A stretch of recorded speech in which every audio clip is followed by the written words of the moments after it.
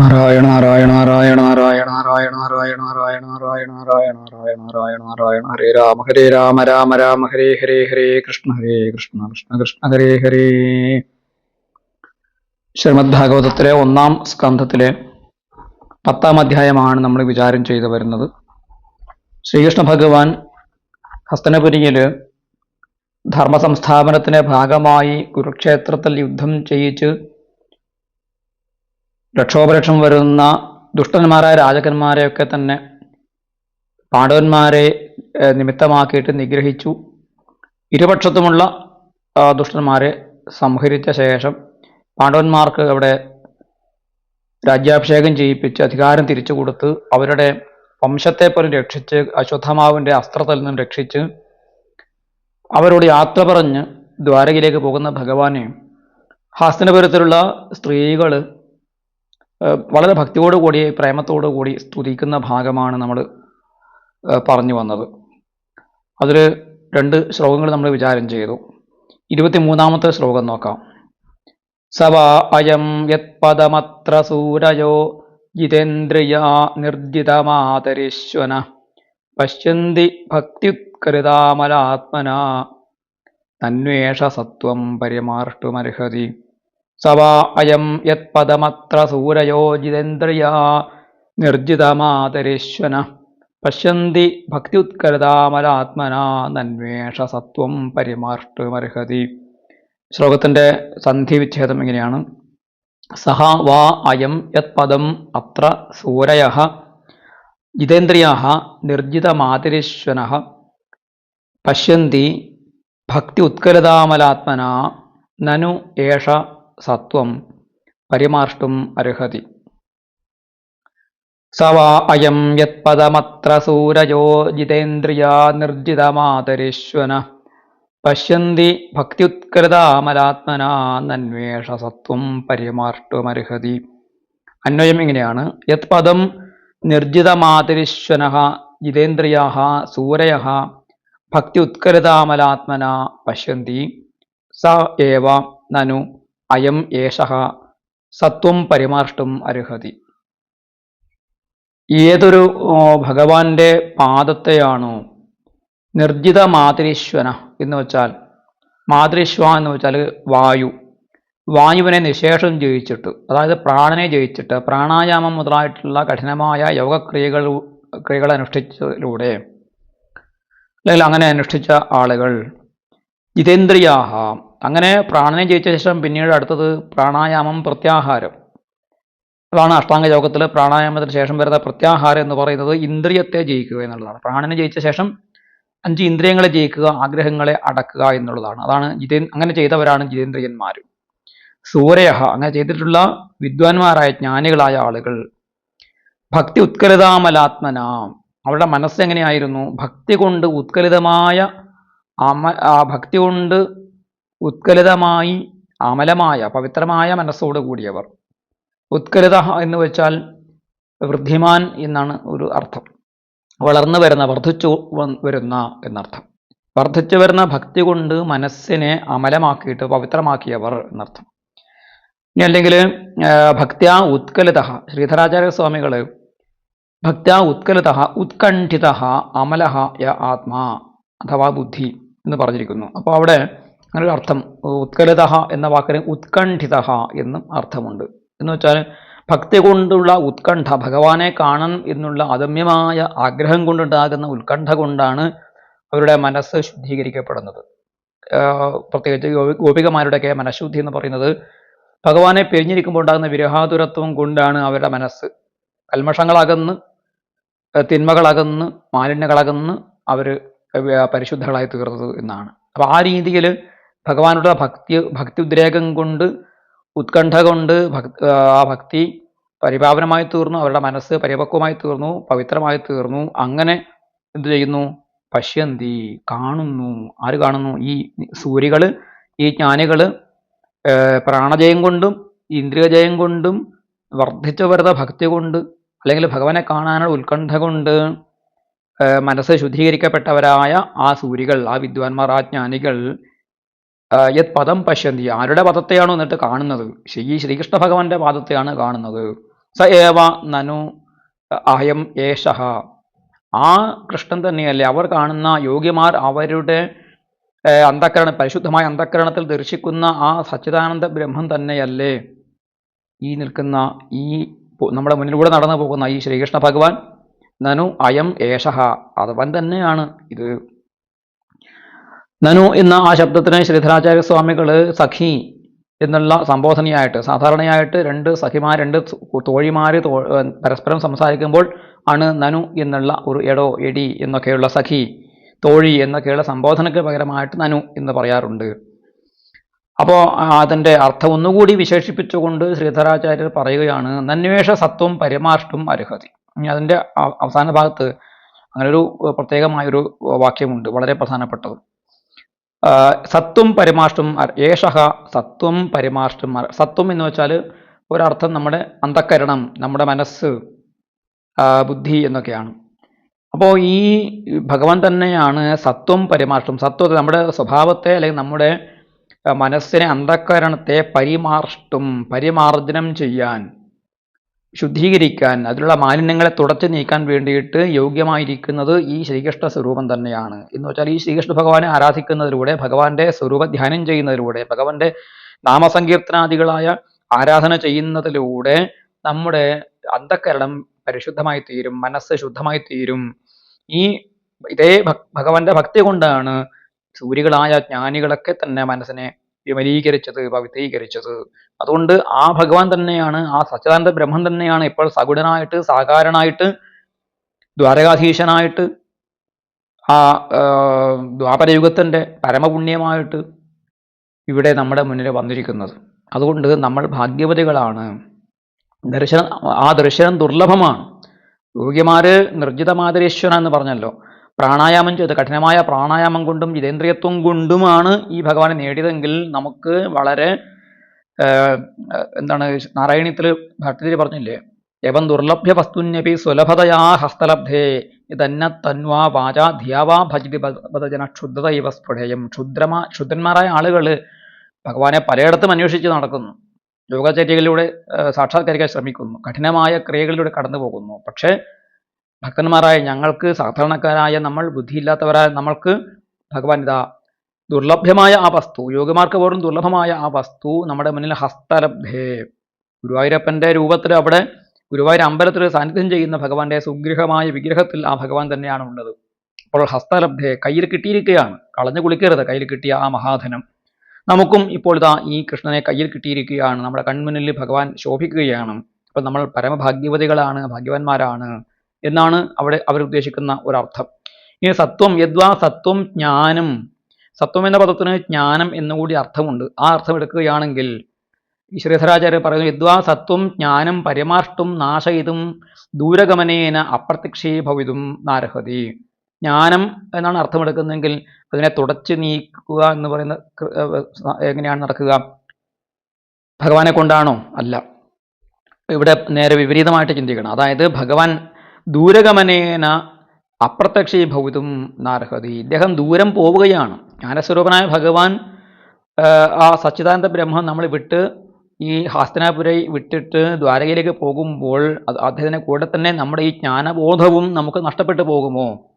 അപ്രത്യക്ഷമാകുമോ? ഭഗവാൻ കണ്ണിൽ നിന്ന് മായുമ്പോൾ ജ്ഞാനമില്ലാതെയാകും. അങ്ങനെ വരാറുണ്ട്. ഭഗവാന്റെ മുന്നിലെത്തുമ്പോൾ കുന്തിദേവിക്ക് എങ്ങനെയാണോ ഭഗവാൻ നമസ്തേ പുരുഷം ത്വാദ്യം ഈശ്വരം പ്രകൃതേഹ പരം, അദ്ദേഹം പ്രകൃതിക്ക് പരനായിരിക്കുന്ന പരമപുരുഷനായ ആദ്യ പുരുഷനായിരിക്കുന്ന ഈശ്വരനാണ് എന്നുള്ള ബോധം കുന്തിയിലുണ്ടായി. പക്ഷേ പിന്നീട് അത് മറഞ്ഞു പോകുന്നു.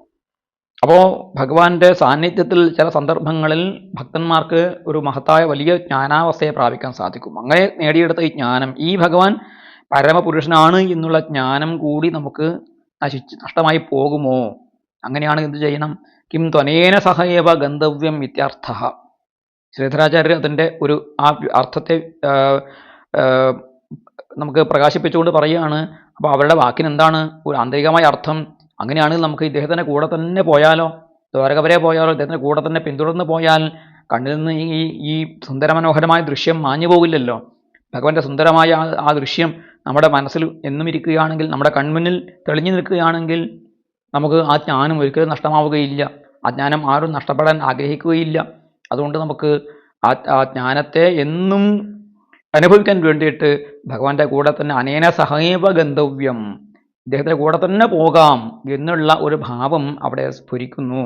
വളരെ മനോഹരമായിട്ടൊരു അർത്ഥം അവിടെ ശ്രീധരാചാര്യ സ്വാമികൾ ഇതിൻ്റെ ഈ സത്വം എന്ന പദത്തിൻ്റെ ജ്ഞാനം എന്ന അർത്ഥത്തെ എടുത്തുകൊണ്ട് അദ്ദേഹം അതിനെ ഇങ്ങനൊരു അർത്ഥത്തെ അവിടെ പ്രകാശിപ്പിച്ചതായിട്ട് കാണാം. മനോഹരമായിട്ടുള്ള ഒരു അർത്ഥമാണ്. അപ്പോൾ ആ കൗരവേന്ദ്രപുര സ്ത്രീകൾ ഭഗവാന്റെ ദിവ്യമായ തത്വം, ഭഗവാൻ സച്ചിദാനന്ദ ബ്രഹ്മമാണ്, യോഗിമാർ, ഋഷിമാർ, മുനിമാർ നിരന്തരമായ തത്വാനുസന്ധാനം കൊണ്ടും ഇന്ദ്രിയനിഗ്രഹം കൊണ്ടും പ്രാണായാമാദികളെ കൊണ്ടും ഹൃദയത്തിൽ നേടിയെടുക്കുന്നത്, കാണുന്നത്, പശ്യന്തി എന്ന് വെച്ചാൽ കാണുന്നത്, ദർശിക്കുന്നത്, അറിയുന്നത് ഈ ഭഗവാനെ ആണെങ്കിൽ നാം ഈ ഭഗവാനെ ആർക്കും വിട്ടുകൊടുക്കാൻ പാടില്ല. നമ്മുടെ ഉള്ളിൽ വെച്ച് നിരന്തരമായിട്ട് ആരാധിക്കണം. എന്നും ഈ ഭഗവാനെ കണ്ടുകൊണ്ടിരിക്കണം, എന്നും ഈ ഭഗവാനെ ആരാധിച്ചുകൊണ്ടിരിക്കണം. ഭഗവാനെ നമുക്ക് പൂർവജന്മ പുണ്യത്തിന്റെ ഫലമായിട്ടാണ് ഇപ്പോൾ നമ്മുടെ മുന്നിൽ ഇങ്ങനെ കിട്ടിയിരിക്കുന്നത് എന്നുള്ള വളരെ ഉദാത്തമായൊരു ഭാവമാണ് ഈ ശ്ലോകത്തിനുള്ളത്. ഇനി നമുക്ക് അടുത്ത 24ാമത്തെ ശ്ലോകത്തിലേക്ക് കടക്കാം. സവാ അയം സഖ്യനുഗീത സത്കഥോ വേദേഷു ഗുഹ്യേഷു ച ഗുഹ്യവാദിഭിഃ യ ഏക ഈശോ ജഗദാത്മലീലയാ സൃജത്യവത്യത്തി ന തത്ര സജ്ജതേ. സവാ അയം സഖ്യനുഗീത സത്കഥോ വേദേഷു ഗുഹ്യേഷു ച ഗുഹ്യവാദിഭിഃ യ ഏക ഈശോ ജഗദാത്മലീലയാ സൃജത്യവത്യത്തി ന തത്ര സജ്ജതേ. പദച്ഛേദം ചെയ്യാം ആദ്യം. സ വാ അയം സഹ വാ അയം സഖി അനുഗീത സത്കഥഃ വേദേഷു ഗുഹ്യേഷു ച ഗുഹ്യവാദിഭിഃ യഃ ഏകഃ ഈശഃ ജഗത് ആത്മലീലയാ സൃജതി അവതി അത്തി ന തത്ര സജ്ജതേ. ഇങ്ങനെയാണ് പദച്ഛേദം ചെയ്യേണ്ടത്. അപ്പോൾ ഇതിലെ ചില പ്രത്യേക പദങ്ങൾ പ്രത്യേകം ശ്രദ്ധിക്കുക. സൃജത്യവത്യത്തി എന്ന് വായിക്കുന്ന സമയത്ത് സൃജതി, അവതി, അത്തി 3 പദങ്ങൾ സൂചിപ്പിക്കുന്നത് സൃജതി സൃഷ്ടിക്കുന്നു, അവതി രക്ഷിക്കുന്നു, അത്തി എന്ന് പറഞ്ഞാൽ കഴിക്കുന്നു, ഭക്ഷിക്കുന്നു എന്നാണ് അർത്ഥം. അപ്പോൾ ഇവിടെ ഭക്ഷിക്കുന്നു എന്ന് വെച്ചാൽ സംഹരിക്കുന്നു എന്നർത്ഥം. ഇങ്ങനെയാണ് അതിലെ പദച്ഛേദം ചെയ്യേണ്ടത്. ഇനി അതിൻ്റെ അന്വയം ഏകഃ യഃ ഈശഃ. പുസ്തകമുള്ളവർ പുസ്തകത്തിൽ നോക്കിയാൽ ഒന്ന് കൂടുതൽ ശ്രദ്ധിക്കാൻ സാധിക്കും. ഏകഃ യഃ ഈശഃ ആത്മലീലയാ ജഗത് സൃജതി അവതി അത്തി തത്ര ന സജ്ജതേ ഇതി ഗുഹ്യവാദിഭിഃ ഗുഹ്യേഷു വേദേഷു അനുഗീത സത്കഥഃ സഹ ഏവ സഖി അയം.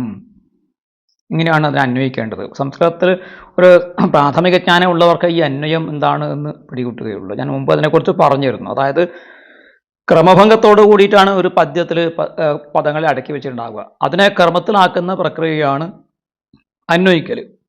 അപ്പോൾ ക്രമത്തിലാക്കി കഴിഞ്ഞ ശേഷമേ നമുക്ക് അതിൻ്റെ അർത്ഥവിചാരം ചെയ്യാൻ സാധിക്കുകയുള്ളൂ. അതുകൊണ്ടാണ് നമ്മൾ ആദ്യം പദത്തിനെ ക്രമീകരിക്കാൻ വേണ്ടിയിട്ടാണ് ഈ അന്വയം ചെയ്യുന്നത്. അന്വയം കഴിഞ്ഞാൽ നമുക്ക് അർത്ഥം മനസ്സിലാക്കാൻ എളുപ്പമാണ്. എന്താണ് പറഞ്ഞിരിക്കുന്നത്? സവാ അയം സഖ്യനുഗീത സത്കഥോ വേദേഷു ഗുഹ്യേഷു ച ഗുഹ്യവാദിഭിഃ യ ഏക ഈശോ ജഗദാത്മലീലയാ സൃജത്യവത്യത്തി ന തത്ര സജ്ജതേ.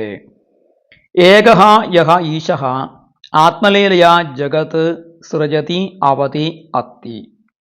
അതാത് ഞാൻ പറയാം. ഏകനായിരിക്കുന്ന ഏതൊരു ഈശനാണോ, ഈശൻ എന്ന് വെച്ചാൽ നിയന്ത്രിക്കുന്നവൻ, നിയന്താവ്, ഈശ്വരൻ എന്നൊക്കെ.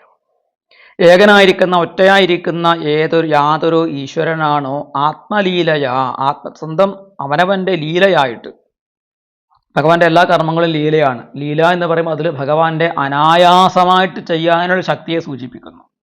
ലീലയായിട്ട്, അതായത് ഭഗവാൻ അതിൽ യാതൊരു തരത്തിലുള്ള ശാരീരികമായിട്ടൊരു അമിതമായ അധ്വാനം വരുന്നില്ല, പരിശ്രമം വരുന്നില്ല. വളരെ സ്വാഭാവികമായിട്ട് അനായാസമായിട്ട് ചെയ്യുന്ന കാര്യമാണ് ഭഗവാനെ സംബന്ധിച്ചിടത്തോളം സൃഷ്ടിയും സ്ഥിതിയും സംഹാരവും. അതുകൊണ്ടാണ് അതിനെ ലീല. ആ ലീല എവിടുന്നാണ് ഭഗവാൻ പഠിച്ചത്? ആരും പഠിപ്പിച്ചു കൊടുത്തതല്ല. ഭഗവാൻ തൻ്റെ ഉള്ളിൽ നിന്ന് തന്നെ ഉണ്ടാക്കിയതാണ് ഭഗവാന്റെ ആ ലീല ചെയ്യുന്ന രീതി. അങ്ങനെയുള്ള അവനവനുമായിട്ട് തന്നെ ഭഗവാൻ ലീല ചെയ്യുന്നു. അതുകൊണ്ട് അതിന് ആത്മലീല എന്ന് പറയുന്നു. ആത്മലീലയോടുകൂടി ഭഗവാൻ എന്ത് ചെയ്യുന്നു? ജഗത്തിനെ സൃജതി ആപതി അത്തി, സൃഷ്ടിക്കുന്നു, രക്ഷിക്കുന്നു, അതിനെ സംഹരിക്കുന്നു. അത്തി എന്ന് വെച്ചാൽ കഴിക്കുന്നു, ഭക്ഷിക്കുന്നു എന്നാണ് സാധാരണ അർത്ഥം. ഇവിടെ സംഹരിക്കുന്നു എന്ന് നമ്മൾ സ്വീകരിക്കണം. ഇനി അത്തി, അതിനെ ഭഗവാൻ ഭക്ഷിക്കുന്നു എന്ന് പറഞ്ഞാലും കുഴപ്പമില്ല. കാരണം ഈ ബ്രഹ്മാണ്ടം മുഴുവനും ഭഗവാന്റെ ഉള്ളിലേക്കാണ് പോകുന്നത്. ഒടുവിൽ ഭഗവാൻ ലയിക്കുന്നത് കൊണ്ട് അതിനെ ഭഗവാൻ ഭക്ഷിച്ചു എന്ന് പറയുന്നതിലും തെറ്റില്ല. എന്നിട്ട് അടുത്ത പിന്നെ പറയുന്നതാണ് തത്ര ന സജ്ജതേ, തത്ര ന സജ്ജതേ, അവിടെ ഭഗവാൻ സക്തനാകുന്നില്ല, ഒട്ടിപ്പിടിക്കുന്നില്ല. അതായത് ഞാൻ ഈ കർമ്മം ചെയ്തു എന്ന ഭാവത്തിൽ കർത്തൃത്വം ഭഗവാനില്ല. ഞാനിതിന്റെ കർത്താവാകുന്നു, ഞാനൊരു കർമ്മം ചെയ്യുന്നു എന്ന അഹന്ത ഭഗവാനെ ബാധിക്കുന്നില്ല. അതിലൊരു അഭിമാനം ഉണ്ടാകുന്നില്ല. നമുക്കൊക്കെ കർമ്മം ചെയ്തിട്ട് പലതരത്തിലുള്ള ദുഃഖങ്ങൾ ഉണ്ടാകുന്നത് നമ്മൾ ചെയ്യുന്ന കർമ്മങ്ങളിലൊക്കെ നമുക്ക് ഒരു അഭിമാനമുണ്ട്. ഞാനിത് ചെയ്തു, ഞാൻ എൻ്റെ ശക്തി കൊണ്ട് ചെയ്തു, ഞാനിതാ ഒരു ജോലി നേടി, ഞാനിതാ കാശുണ്ടാക്കി, ഞാനൊരു വീടുണ്ടാക്കി, എനിക്ക് ഇതാ ഭാര്യയുണ്ട്, കുട്ടികളുണ്ട്, ഞാൻ കുടുംബനാഥനാണ്. ഇങ്ങനെയൊക്കെയുള്ള നമ്മൾ ചെയ്യുന്ന ഓരോ കർമ്മത്തിലും നമുക്ക് എന്തുണ്ട്? ഒരു അഭിമാനമുണ്ട്. ആ അഭിമാനമാണ് നമ്മളെ ദുഃഖത്തിലേക്ക് കൊണ്ടുപോകുന്നത്. പക്ഷെ ഭഗവാനെ സംബന്ധിച്ചിടത്തോളം ഏത് കർമ്മത്തിലും ഭഗവാന് ശക്തി ഇല്ല. ശക്തി എന്ന് പറഞ്ഞാൽ അതിനോട് ഒട്ടിപ്പിടിക്കുക, അതിനോടുള്ള കർത്തൃത്വവും അതുമായി ബന്ധപ്പെട്ട ഒരു ഭോക്തൃത്വ ബോധം, അതിന്റെ ഭോക്താവ്, ആ കർമ്മം ചെയ്ത ഫലം ഞാൻ അനുഭവിച്ചു എന്നുള്ള ബോധമാണ് ഭോക്തൃത്വം. അപ്പൊ ഇതൊക്കെ ചേർന്നതാണ് ഈ ശക്തി എന്ന് പറയുന്നത്. അപ്പൊ ഭഗവാൻ ഇതൊക്കെ ചെയ്യുന്നുണ്ട്, നിരന്തരമായിട്ട് ചെയ്യുന്നു. ഉത്സീതൈരമേ ലോകാഹ എന്ന കുര്യാം കർമ്മ ചേതഹം. ഭഗവാൻ ഗീതയിൽ പറയുന്നത് ഞാൻ ഒരു നിമിഷം പോലും കർമ്മം ചെയ്യാതിരിക്കുന്നില്ല. കാരണം ഞാൻ കർമ്മം ചെയ്യാതിരുന്നാൽ ഈ ലോകം ഉത്സീതേയുഹു, വല്ലാത്ത ദുഃഖത്തിൽ അമർന്നു പോകും. അതുകൊണ്ട് നിരന്തരമായി കർമ്മം ചെയ്തുകൊണ്ടിരിക്കുന്നു. പക്ഷെ എന്താണ്? നമാം കർമാണി ലിംപന്തി നമേ കർമ്മഫലേ സ്പൃഹ. ഞാൻ കർമ്മവുമായി ഒട്ടിച്ചേരുന്നില്ല. നമുക്കൊക്കെ ഈ ഒട്ടിപ്പിടിക്കലാണ്. ഒരു ഓഫീസിൽ ജോലി ചെയ്യുന്ന ഒരാൾക്കുണ്ടാകുന്ന ഒട്ടൽ എന്താണ്? ഞാനാണ് ഈ ഓഫീസ് നിയന്ത്രിക്കുന്നത്. ഉത്തരം താങ്ങുന്ന പല്ലികളെ പോലെയായി മാറും നമ്മൾ ഈ ജോലി ചെയ്തിട്ട്. അപ്പൊ അങ്ങനെ ആകാൻ പാടില്ല. ഒരിക്കലും പല്ലിയല്ല ഉത്തരം താങ്ങുക. പക്ഷെ പല്ലി വിചാരിക്കുന്ന അങ്ങനെയാണ്, ഞാനില്ലെങ്കിൽ ഇതൊന്നും നടക്കില്ല എന്നുള്ള ഭാവത്തോടു കൂടി കർമ്മം ചെയ്യുന്നവർക്കൊക്കെ തന്നെ എന്തായിരിക്കും? വലിയ നിരാശയും ദുഃഖവും. കർമ്മഫലം കിട്ടാതെ വരുമ്പോൾ ഉണ്ടാകുന്ന നിരാശ, കർമ്മഫലം കിട്ടിക്കഴിഞ്ഞാൽ അതിന് അഹന്ത ഒക്കെ വന്നിട്ട് ഒടുവിൽ എല്ലാ തരത്തിലുള്ള മാനസികമായ മാലിന്യങ്ങൾ വർദ്ധിച്ചു വരികയാണ് ചെയ്യുക. പക്ഷെ ഭഗവാൻ തത്ര സാധ്യത, അതിനോട് ഭഗവാൻ ഒട്ടിപ്പിടിക്കുന്നില്ല. അതിൽ ഭഗവാൻ യാതൊരു മമത്വവുമില്ല. പിന്നെയോ ഇങ്ങനെ ആരാണ് പറയുന്നത്? ഭഗവാന്റെ ഗുണങ്ങൾ, ഭഗവാന്റെ സ്വഭാവം ഇതാണ് എന്ന് ഗുഹ്യവാദിഭിഹി ഗുഹ്യേഷു വേദേഷു അനുഗീത സത്കതഃ. ഗുഹ്യവാദികൾ ഗുഹ്യങ്ങളായ വേദങ്ങളിൽ പറഞ്ഞിരിക്കുന്നു എന്നാണ്. വാദിഭിഹി എന്നാണ്. ഗുഹ്യവാദികൾ എന്ന് വെച്ചാൽ ഗുഹ്യമായ ശാസ്ത്രത്തെ കുറിച്ച് പഠിച്ചവരും അറിഞ്ഞവരും. അതാണ് ഗുഹ്യവാദി എന്ന് പറയുന്നത്. ഗുഹ്യം എന്ന് പറയുന്നത് വേദം മുഴുവൻ ഗുഹ്യമാണ്. ഗുഹ്യം എന്ന് വെച്ചാൽ ഗൂഹനം ചെയ്യപ്പെട്ടത്. അതായത് പെട്ടെന്ന് അർത്ഥം പ്രത്യക്ഷമായിട്ട് ഉള്ള അർത്ഥത്തിന് പുറമെ ഒരു പരോക്ഷമായ അർത്ഥവും ഉണ്ടാവും വേദങ്ങൾക്ക്. വേദങ്ങളെ ഓരോ ശബ്ദവും എടുത്ത് നമുക്ക് അതിൻ്റെ അർത്ഥം മനസ്സിലാക്കണമെങ്കിൽ ഒന്നാമത് നിഘണ്ടു, അതിൻ്റെ വേദവുമായി ബന്ധപ്പെട്ട നിരുക്തം മുതലായിട്ടുള്ള വേദത്തിൻ്റെ നിഘണ്ടുവാണ്. അത് പരിശോധിച്ച് അതിൻ്റെ ശരിയായ അർത്ഥം ഒക്കെ മനസ്സിലാക്കണം. ഇനി അതിലൂടെ മനസ്സിലാക്കി കഴിഞ്ഞാൽ പോലും പല വേദമന്ത്രങ്ങളുടെ അർത്ഥം എന്താണ്? വളരെ ഗഹനമാണ്, നിഗൂഢമാണ്. അപ്പോൾ അതിനെ ആ വേദത്തിൻ്റെ കർമ്മകാണ്ഡവും ജ്ഞാനകാണ്ഡവും ഉപാസനാകാണ്ഡവും ഒക്കെ കൊണ്ട് നിറഞ്ഞ വേദത്തെ വീണ്ടും കാച്ചിക്കുറുക്കിയിട്ട് അതിൻ്റെ സാരത്തെ, അതിൻ്റെ തത്വത്തെ മാത്രം കടഞ്ഞെടുത്തുണ്ടാക്കിയതാണ് ഉപനിഷത്തുകൾ. ആ ഉപനിഷത്തുകളിലും ഈ പല മന്ത്രങ്ങളിലും നിഗൂഢതയുണ്ട്. അതുകൊണ്ട് അതാണ് വേദേഷു ഗുഹ്യേഷു വേദേഷു എന്ന് പറഞ്ഞത്. വേദങ്ങളെ ഗുഹ്യം എന്ന് പറയാൻ കാരണം. അപ്പോ ഇവിടെ ശ്രീധരാചാര്യ സ്വാമികളൊക്കെ പറഞ്ഞിരിക്കുന്നത് ഈ വേദവുമായി വേദേഷു രഹസ്യാഗമേഷു എന്നും പറഞ്ഞിട്ടുണ്ട്. യോ വേദേഷു രഹസ്യാഗമേഷു ച രഹസ്യ നിരൂപകൈഹി അനുഗീത സത്കഥഃ. രഹസ്യങ്ങളായ ആഗമശാസ്ത്രങ്ങൾ. ആഗമങ്ങൾ എന്ന് പറയുമ്പോൾ ചില താന്ത്രിക ഗ്രന്ഥങ്ങൾ. ഇപ്പൊ താന്ത്രിക ഗ്രന്ഥത്തിന് ഒരു ഉദാഹരണം പഞ്ചരാത്രം നാരദ പഞ്ചരാത്രം ഒരു പഞ്ചരാത്രമാണ്. പഞ്ചരാത്രം എന്ന് പറയുന്ന പേരോടുകൂടി നിരവധി പഞ്ചരാത്രങ്ങളുണ്ട്. അതിലൊന്ന് നാരദ പഞ്ചരാത്രം, ഞാൻ ഉദാഹരണം പറഞ്ഞു എന്നേ ഉള്ളൂ. അത്തരം പഞ്ചരാത്രങ്ങളിലൊക്കെ ഈ ഭഗവാനെ എങ്ങനെ ഭജിക്കണം, എങ്ങനെ പൂജിക്കണം എന്ന കാര്യം വ്യക്തമായി പറഞ്ഞിട്ടുണ്ട്. അവിടെ ഭഗവാന്റെ സ്വരൂപം പറഞ്ഞിട്ടുണ്ട്.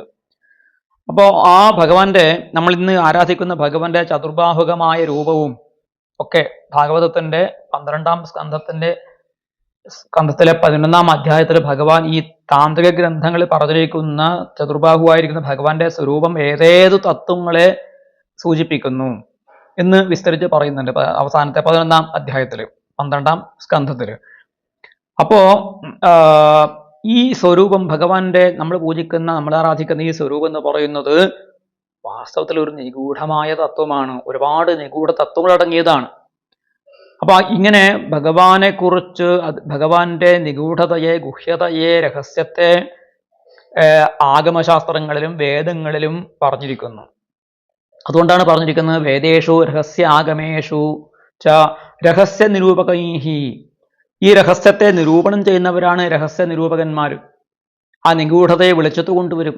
അവർക്ക് അവരുടെ യോഗശക്തി കൊണ്ടും ധ്യാനശക്തി കൊണ്ടും ജ്ഞാനം കൊണ്ടും അറിവ് കൊണ്ടും ഭാഷയിലുള്ള നൈപുണ്യം കൊണ്ടും അവരത് പുറത്തു കൊണ്ടുവന്ന് നമ്മളെപ്പോലുള്ളവർക്ക് ലളിതമായിട്ട് വളരെ എളുപ്പത്തിൽ മനസ്സിലാകുന്ന രീതിയിൽ പറഞ്ഞു തന്ന ഗ്രന്ഥങ്ങൾ ആണ് പുരാണങ്ങൾ. വേദവ്യാസൻ ഒക്കെ അതിനു വേണ്ടിയിട്ടാണ് പുരാണങ്ങൾ രചിച്ചത് എന്ന് നമുക്കറിയാം. അപ്പം അങ്ങനെ രഹസ്യ നിരൂപകന്മാരായിട്ടുള്ള മഹാജ്ഞാനികൾ വേദങ്ങളിലും ഉപനിഷത്തുക്കളിലും ആഗമങ്ങളിലും തന്ത്രശാസ്ത്ര ഗ്രന്ഥങ്ങളിലും ഒക്കെ തന്നെ കണ്ടെത്തിയിട്ടുള്ള ആ രഹസ്യ സ്വരൂപം, അതിൽ പറഞ്ഞിരിക്കുന്ന പ്രതിപാദ്യ വിഷയമായിട്ടുള്ള ഭഗവാന്റെ തത്വത്തെ, ആ തത്വത്തെ വേദേഷു ഗുഹ്യേഷു ഗുഹ്യവാദിഭിഹി,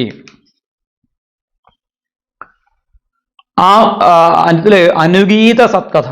അപ്പൊ ആ വേദാദികളാകുന്ന രഹസ്യ അല്ലെങ്കിൽ ഗുഹ്യമായിരിക്കുന്ന ശാസ്ത്രങ്ങളിൽ ഗുഹ്യവാദികളായ രഹസ്യ നിരൂപകന്മാരായിട്ട് ആളുകളാൽ അനുഗീതനായ സത്കഥയോട് കൂടിയവൻ.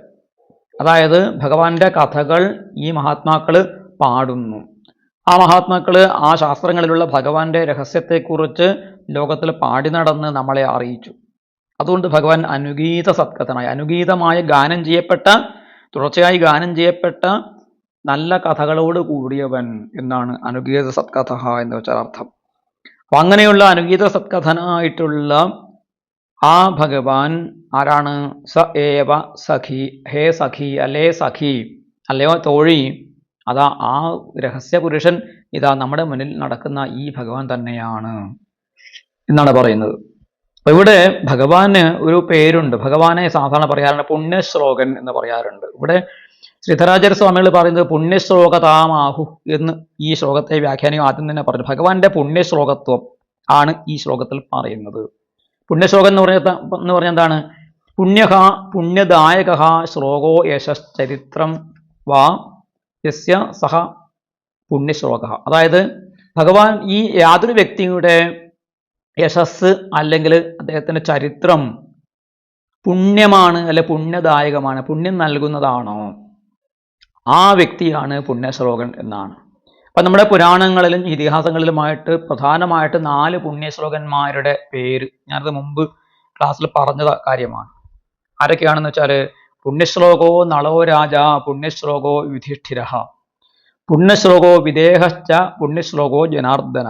4 പേരാണ് പ്രധാനമായിട്ട് പുണ്യശ്ലോകന്മാർ എന്നറിയപ്പെടുന്നത്. പുണ്യശ്ലോകോ നളോ രാജ, നളൻ എന്ന് പറയുന്ന രാജാവ്, മഹാഭാരതത്തിൽ അദ്ദേഹത്തിന്റെ കഥ വിശദീകരിച്ച് പറയുന്നുണ്ട്.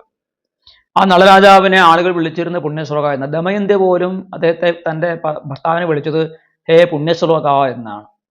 അപ്പൊ അദ്ദേഹത്തിന്റെ കഥകൾ കേൾക്കുന്നതും കഥ കേൾക്കുന്നതും ചരിത്രം കേൾക്കുന്നതും അദ്ദേഹത്തിന്റെ യശസ്സിനെ കുറിച്ച് നമ്മൾ ശ്രവണം ചെയ്യുന്നതൊക്കെ തന്നെ നമുക്ക് പുണ്യതരമാണ്, പുണ്യമാണ് എന്നർത്ഥം. രണ്ടാമത് പറഞ്ഞിരിക്കുന്ന യുധിഷ്ഠിര മഹാരാജാവ്, മഹാഭാരതത്തിന്റെ നായകനാണ് അദ്ദേഹം. പുണ്യശ്ലോകൻ എന്നാണ് അറിയപ്പെടുന്നത്. പുണ്യശ്ലോകോ വിദേഹശ്ച, വിദേഹ രാജാവായ ജനകൻ, മഹാജ്ഞാനിയും കർമ്മയോഗം കൊണ്ട് ഭഗവാനെ ആരാധിക്കുകയും ചെയ്ത മഹത് വ്യക്തിയാണ് ആ വിദേഹ രാജാവായ ജനകൻ. അദ്ദേഹം പുണ്യശ്ലോകനാണ്. 4മത് പുണ്യശ്ലോകോ ജനാർദ്ദന, വാസുദേവനായിരിക്കുന്ന സാക്ഷാത് ശ്രീകൃഷ്ണ ഭഗവാനും പുണ്യശ്ലോകനാണ്. അപ്പൊ ഇങ്ങനെ 4 പേരെ പേരെടുത്ത് പറഞ്ഞു. ഓരോരുത്തർക്കും ഓരോ തരം സ്ഥാനപ്പേരുകൾ നമ്മൾ കൊടുക്കും. ഇപ്പൊ മഹാത്മാഗാന്ധി, എത്രയോ മഹാത്മാക്കൾ നമ്മുടെ നാട്ടിൽ ജനിച്ചിട്ടുണ്ട്. പക്ഷെ ഗാന്ധിജിക്ക് എന്തുണ്ട്? മഹാത്മാ എന്നുള്ളൊരു വിശേഷണം കൊടുത്തു. ഗോസ്വാമി തുളസീദാസൻ, ഗോസ്വാമി പല ആളുകൾക്കും അങ്ങനെയുണ്ട്, ഗോസ്വാമിന്റെ പേര് കൊടുക്കാറുണ്ട്. എല്ലാം അവരുടെ മഹത്വത്തെ പറയുന്നതാണ്. അതുപോലെ ചില മഹാത്മാക്കൾക്ക് പുണ്യശ്ലോകൻ എന്ന് പറയുന്ന ഒരു വിശേഷണം ചേർക്കാറുണ്ട്. ആ ഭഗവാന്റെ പുണ്യശ്ലോകത്വം ചൂണ്ടിക്കാണിക്കാൻ വേണ്ടിയിട്ടാണ് ഇവിടെ ഈ വരികൾ പറഞ്ഞിരിക്കുന്നത് എന്നാണ്. അപ്പൊ അനുഗീത സത്കഥ, അനുഗീതാ സത്യ കഥ യസ്യ സഹ അനുഗീത സത്കഥ സ ഏവ അയം. ആ അനുഗീത സത്കഥനായിരിക്കുന്ന ഭഗവാൻ ഇദ്ദേഹം തന്നെയാണ് എന്നാണ് ഇവിടെ ഈ സ്ത്രീകൾ ഭഗവാനെ കുറിച്ച് പറയുന്നത്. അപ്പോൾ ഇവിടെ പ്രധാനമായിട്ട് പറയുന്ന ഒരു കാര്യം എന്താണെന്ന് വെച്ചാൽ, ഭഗവാനെ കുറിച്ച് ശാസ്ത്രങ്ങളിൽ വേദങ്ങളും ഉപനിഷത്തുക്കളും ആഗമശാസ്ത്രങ്ങളും ഒക്കെ തന്നെ ഏതൊരു ഭഗവാനെ കുറിച്ചാണോ പറയുന്നത്, ആ ശാസ്ത്രഗ്രന്ഥങ്ങളുടെ രഹസ്യത്തെ അറിഞ്ഞ മഹാത്മാക്കൾ ആരെക്കുറിച്ചാണോ എന്നും പാടിക്കൊണ്ടിരുന്നത്, അങ്ങനെയുള്ള പുണ്യശ്ലോകനായ അനുഗീത സത്കഥനായിരിക്കുന്ന ഭഗവാൻ മറ്റാരുമല്ല, ഇതാ തോഴി നമ്മുടെ മുന്നിലൂടെ സഞ്ചരിക്കുന്ന ഈ ശ്രീകൃഷ്ണ ഭഗവാൻ തന്നെയാണ്. അതുകൊണ്ട് നമ്മൾ പരമഭാഗ്യവതികളാണ്. കാരണം ആ ഭഗവാനെ നമുക്ക് ഇതാ അടുത്ത് കാണാനും ഇതുപോലെ നമുക്ക് നമ്മുടെ കണ്ണുകൊണ്ട് കണ്ടിട്ട് കണ്ണിൻ്റെ ആ പുണ്യം അനുഭവിക്കാനും നമ്മുടെ ഹൃദയത്തിൻ്റെ ദുഃഖങ്ങൾ, ഹൃദയത്തിൻ്റെ എല്ലാ തരത്തിലുള്ള ദുഃഖത്തെയും ശമിപ്പിക്കാനും സാധിച്ചു എന്നുള്ളത് അതിദുർലഭമായിട്ടുള്ളതാണ്. ഹേ സഖീരി സഖ്യഭാവേനാസ്യ സേവനം ത്വതിദുർലഭം. വംശീധര സ്വാമികൾ, അതായത് ശ്രീധരാചാര്യരുടെ ശ്രീധരീയ ഗ്രന്ഥത്തെയും വ്യാഖ്യാനിച്ച വംശീധര സ്വാമികൾ അതിനെക്കുറിച്ച് പറഞ്ഞിരിക്കുന്നു.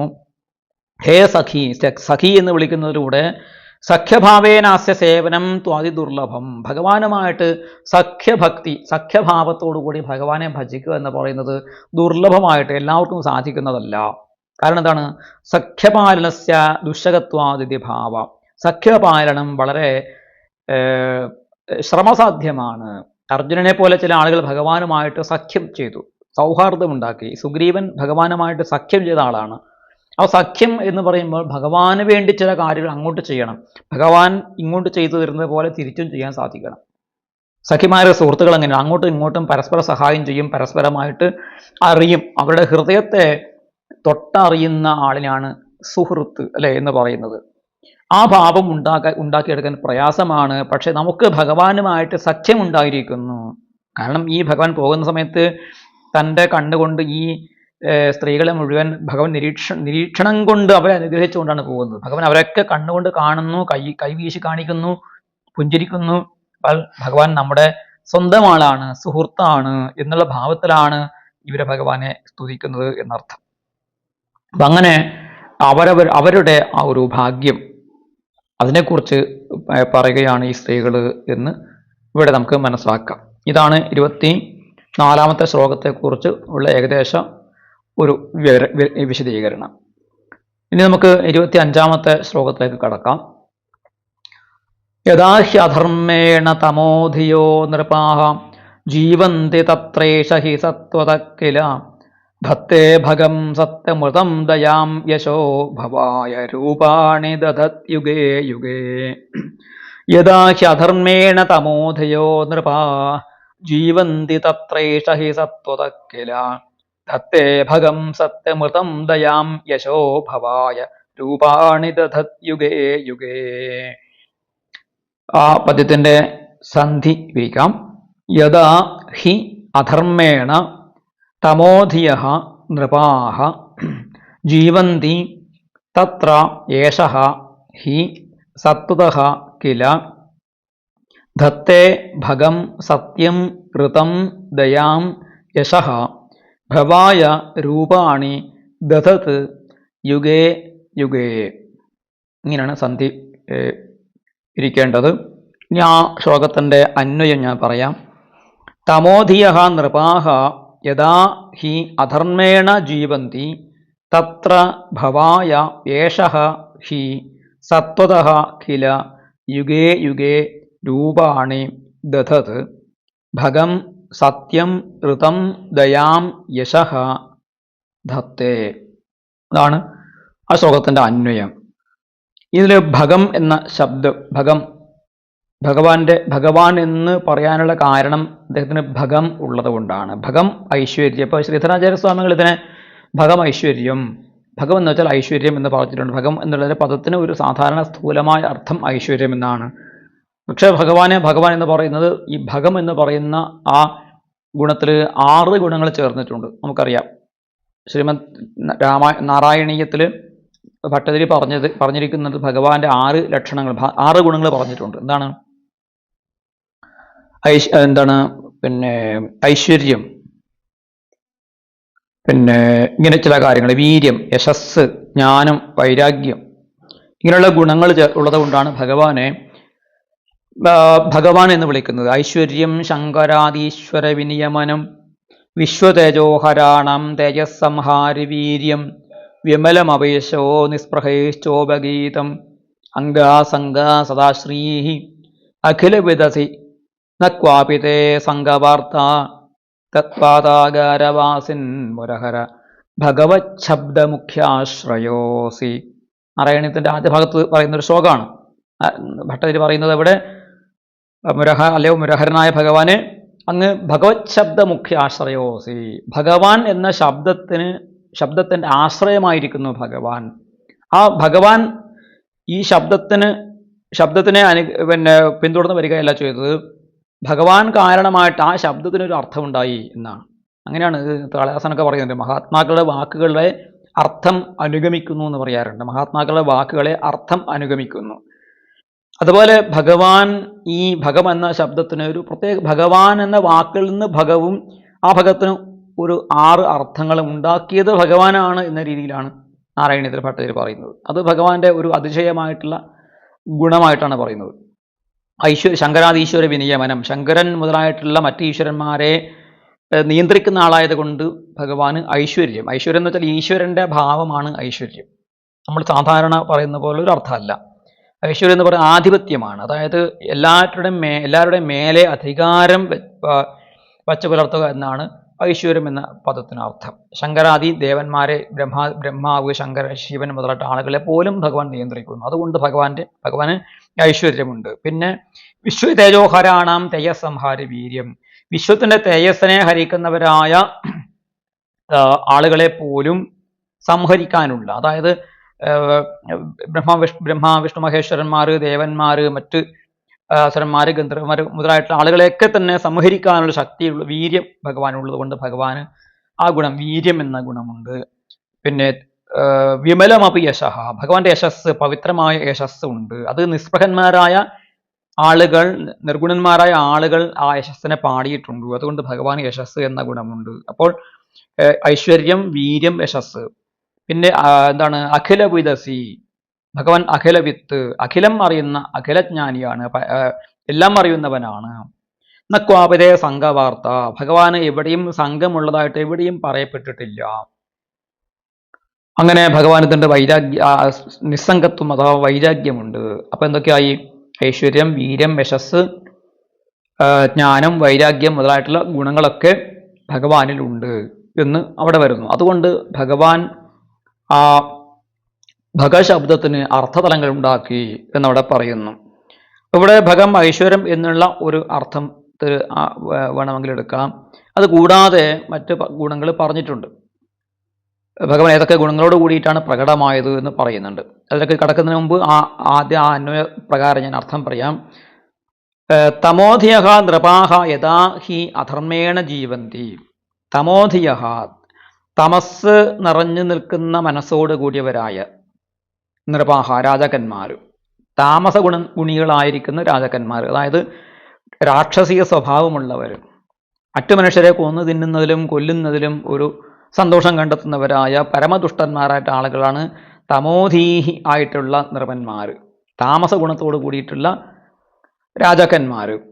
യഥാ ഹി അധർമ്മേണ ജീവന്തി, ഏതൊരു സമയത്താണോ അവരൊക്കെ അധർമ്മത്തെ ഉപയോഗിച്ചുകൊണ്ട് ജീവിക്കുന്നത്, ധർമ്മവിരുദ്ധമായിട്ട് അധർമ്മത്തെ ചെയ്തുകൊണ്ട് അവർ ലോകത്തെ പല രീതിയിലും ദുഃഖിപ്പിക്കുന്നത്, വിഷമിപ്പിക്കുന്നത്, തത്ര, അപ്പോൾ,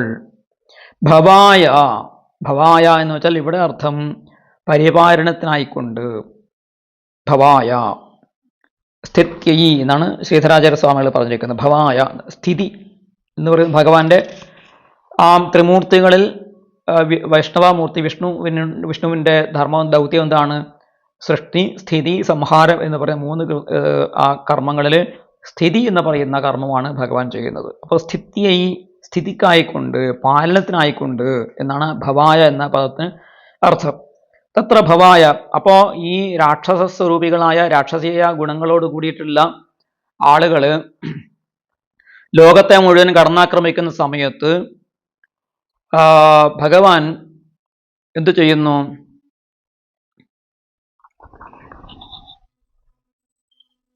ഭഗവാൻ ഈ ലോകത്തെ രക്ഷിക്കാനായിക്കൊണ്ട്, ലോകത്തെ പാലിക്കാനായിക്കൊണ്ട് ഏഷഹാഹി, ഈ ഭഗവാൻ തന്നെയാണ്, ഈ മുന്നിൽ കാണുന്ന ഈ ഭഗവാൻ തന്നെയാണ് എന്ത് ചെയ്യുന്നത്? സത്വതഃ കില യുഗേ യുഗേ രൂപാണി ദധതു. സത്വതഃ എന്ന് വെച്ചാൽ സത്വഗുണം കൊണ്ട്, അല്ലെങ്കിൽ ശ്രീധരാചാര്യ സ്വാമികൾ പറഞ്ഞിരിക്കുന്നത് പിന്നെ സത്വതോ വിശുദ്ധ സത്വേന എന്നാണ്. വിശുദ്ധ സത്വം, സാധാരണ സത്വമല്ല. സാധാരണ നമുക്കൊക്കെ ചില ആളുകൾ സത്വഗുണം കൂടിയിരിക്കും, ചില ആളുകൾ രജോഗുണം കൂടിയിരിക്കും, ചില ആളുകളിൽ തമോ ഗുണം കൂടിയിരിക്കും. പക്ഷെ വിശുദ്ധ സത്വം ഭഗവാന്റേത് കലർപ്പില്ലാത്ത സത്വഗുണമാണ്, ശുദ്ധ സത്വേക രൂപനാണ് എന്ന് നാരായണത്തിലൊക്കെ അതിനെപ്പറ്റി പറയുന്ന ശ്ലോകങ്ങളുണ്ട്.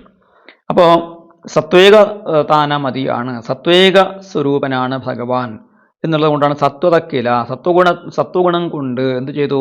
യുഗേ യുഗേ രൂപാണി തത്, ഓരോ യുഗത്തിലും രൂപങ്ങളെ എടുക്കുന്നവനായിട്ട് ഓരോ യുഗങ്ങളിലും ഭഗവാൻ സ്വരൂപം എടുത്ത് എന്ത് ചെയ്തു? ഭഗം സത്യം ഋതം ദയാം യശഃ ധത്തെ.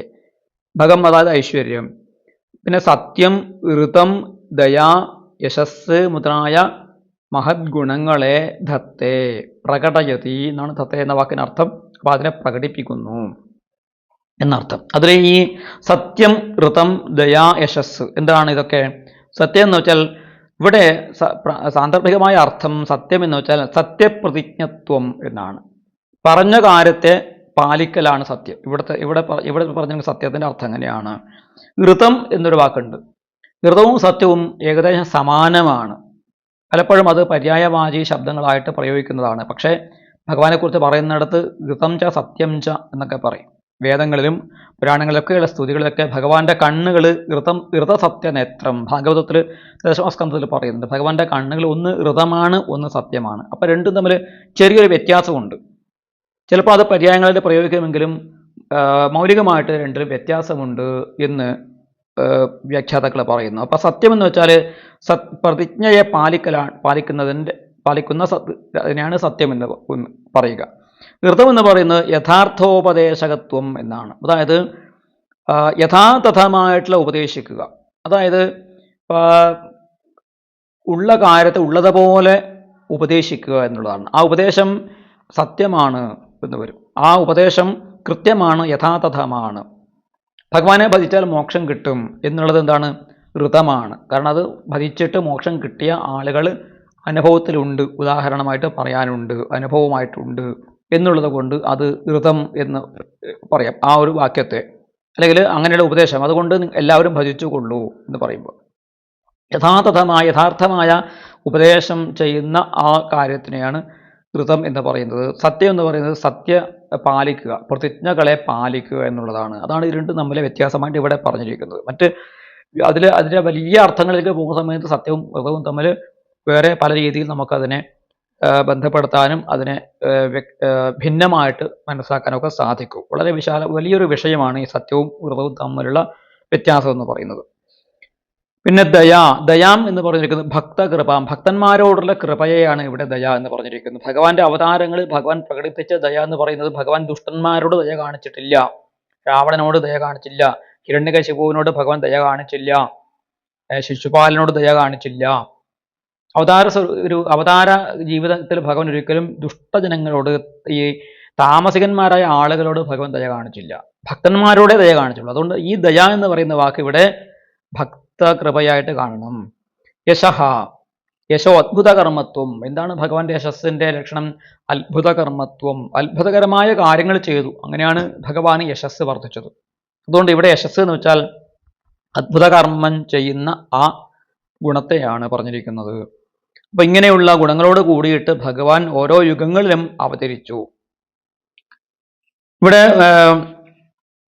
നൃപാഹ തമോധിയഹ നൃപാഹ എന്ന് പറഞ്ഞത് ആരെക്കുറിച്ചാണ് എന്ന് സംശയമുണ്ടെങ്കിൽ വംശീധര സ്വാമികൾ പറയുന്നു, നൃപാഹ കംസാദേഹ, കംസൻ മുതലായിട്ടുള്ള രാജാക്കന്മാരെ തന്നെയാണ് ഇവിടെ ഉദ്ദേശിച്ചത്. യുഗേ യുഗേ എന്ന് പറയുമ്പോൾ ഓരോ യുഗത്തിലും ഭഗവാൻ അവതരിക്കുന്നു എന്ന് പറയുമ്പോൾ ആ ഗീതയിൽ, ഭഗവത്ഗീതയിൽ ഭഗവാൻ പറഞ്ഞ ഒരു വാക്യമുണ്ടല്ലോ, നമുക്കറിയാം അല്ലെ, എന്താണ്? യഥാ യഥാഹി ധർമ്മസ്യ ഗ്ലാനിർഭവതി ഭാരത അഭ്യുത്ഥാനമധർമ്മസ്യ തഥാ ആത്മാനം സൃജാമ്യഹം. ആത്മാനം അഹം സൃജാമി, ഞാൻ അവനവനെ തന്നെ സൃഷ്ടിക്കുന്നു. എപ്പോൾ? യഥാ യഥാ ധർമ്മസ്യ ഗ്ലാനിഹി ഭവതി, ധർമ്മത്തിന് എപ്പോഴെപ്പോൾ ഗ്ലാനി ഉണ്ടാകുന്നുവോ. അധർമ്മസ്യ അഭ്യുത്ഥാനം യഥാ ഭവതി, അധർമ്മത്തിന് അഭ്യുത്ഥാനം, വളർച്ച എപ്പോൾ ഉണ്ടാകുന്നുവോ. അപ്പോൾ എന്ത് ചെയ്യുന്നു? ഞാൻ അഹം ആത്മാനം യുഗേ ഞാൻ ഓരോ യുഗത്തിലും അവനവനെ സൃഷ്ടിക്കുന്നു, രൂപം ധരിച്ചു വരുന്നു എന്നാണ് ഭഗവാൻ അവിടെ പറഞ്ഞിരിക്കുന്നത്. ഇവിടെ വംശീധര സ്വാമികൾ പറയുന്നു, യുഗേ യുഗേ എന്നുള്ളതിന് വേറൊരു അർത്ഥം എടുക്കാം. കൽപ്പേ കൽപ്പേ വൈവസ്വതീയാഷ്ടാവിംശ ചതുർയുഗീയേ, ഓരോ കൽപ്പത്തിലും ഭഗവാൻ അവതരിക്കുന്നു. ഏത് ഭഗവാൻ? ശ്രീകൃഷ്ണ ഭഗവാൻ തന്നെ അവതരിക്കുന്നു. ഓരോ കൽപ്പത്തിലുമുള്ള വൈവസ്വത മന്വന്തരം ഞാൻ മുമ്പ് പറഞ്ഞിരുന്നു. കൽപ്പങ്ങൾ, ഒരു കൽപ്പത്തിൽ 14 മന്വന്തരങ്ങളാണ്. അതിൽ ആദ്യത്തെ മന്വന്തരം സ്വായംഭുവ മന്വന്തരം, പിന്നെ സ്വാരോജഷ മന്വന്തരം, ഉത്തമ മന്വന്തരം, താമസ മന്വന്തരം, രൈവത മന്വന്തരം, ചാക്ഷുഷ മന്വന്തരം, 6 എണ്ണം കഴിഞ്ഞു. ഇപ്പോൾ നമ്മൾ ജീവിക്കുന്നത് 7ാമത്തെ വൈവസ്വത മന്വന്തരത്തിലാണ്. ഈ 7ാമത്തെ വൈവസ്വത മന്വന്തരത്തിൽ 71ലധികം ചതുർയുഗങ്ങൾ, 4 യുഗങ്ങൾ ചേർത്ത് ഒരു ചതുർയുഗമാണ്. അങ്ങനെയുള്ള 71ലധികം വരുന്ന ചതുർയുഗങ്ങളാണ് ഒരു മന്വന്തരത്തിൽ ഉണ്ടാവുക. അപ്പോൾ ഈ വൈവസ്വത മന്വന്തരത്തിലെ 27 ചതുർയുഗങ്ങൾ കഴിഞ്ഞ് 28ാമത്തെ ചതുർയുഗത്തിലെ കലിയുഗത്തിലാണ് ഇപ്പോൾ നമ്മൾ ജീവിക്കുന്നത്. ശ്രീകൃഷ്ണാവതാരം എന്ന് പറയുന്നത് 28ാമത്തെ ചതുർയുഗത്തിലെ ദ്വാപരയുഗത്തിലാണ്, അതായത് തൊട്ട് മുമ്പ് നടന്ന ദ്വാപരയുഗത്തിലാണ്. അതിനെക്കുറിച്ച് അപ്പോൾ അത്രയും അടുത്താണ്, 5100 വർഷം മുമ്പ്, 5200 വർഷം മുമ്പാണ് ഭഗവാൻ അവതരിച്ചത് എന്നാണ് ഭാഗവതവും മറ്റു പുരാണങ്ങളൊക്കെ തന്നെ ഏകകണ്ഠ്യേന പറയുന്നത്. അപ്പോൾ ഇവിടെ വംശീധര സ്വാമികൾ പറയുന്നു, ഓരോ കൽപ്പത്തിലും വൈവസ്വത മന്വന്തരം വരുമല്ലോ.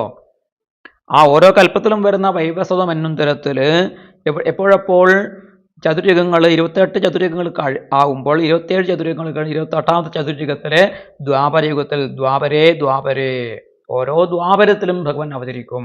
അപ്പോൾ ഒരു അവതാരമല്ല, ഒരു ദ്വാപരത്തിൽ മാത്രമല്ല, ഓരോ കൽപ്പത്തിലും വരുന്ന എന്താണ് വൈവസ്വത മന്വന്തരത്തിലെ ഓരോ 28ാമത്തെ ചതുർയുഗത്തിലും വരുന്ന ദ്വാപരയുഗങ്ങളിൽ ഭഗവാൻ അവതരിക്കും. അപ്പോൾ ആ കഥകളൊക്കെ ഒരുപോലെയാണോ?